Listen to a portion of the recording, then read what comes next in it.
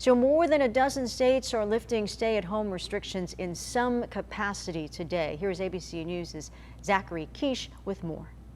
Despite confirmed positive cases in the U.S. creeping towards 1.1 million, according to Johns Hopkins, several state governments have elected to relax stay-at-home restrictions. Most are taking a phased approach with broad variations depending on location. In Texas, dine-in restaurants, movie theaters, all retail stores and shopping malls got the green light to open and operate at 25% capacity.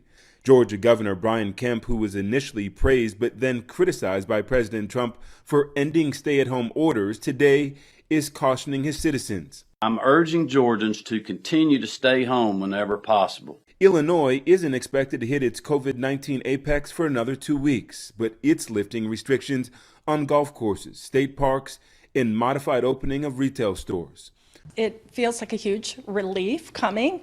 It's definitely been challenging to be closed all of these weeks, and we miss our customers. Our Alex Perez with paramedics in Chicago. Okay, we haven't hit the peak, but they're starting to open things up. You're like, well, we're going to suffer longer. The patients are going to suffer longer.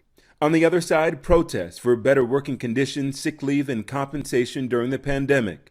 Today, May Day, employees from some of the nation's busiest companies, including Amazon, Target, Instacart, planning to walk out. Demands differ, but all want healthier working conditions.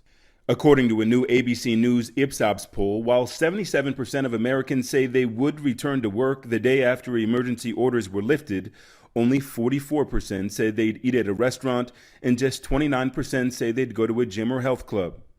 As the national death toll climbs beyond 63,000, researchers at the University of Maryland say that cell phone data suggests that many Americans have already begun to move around despite government orders. Zachary Kiesch, ABC News, New York.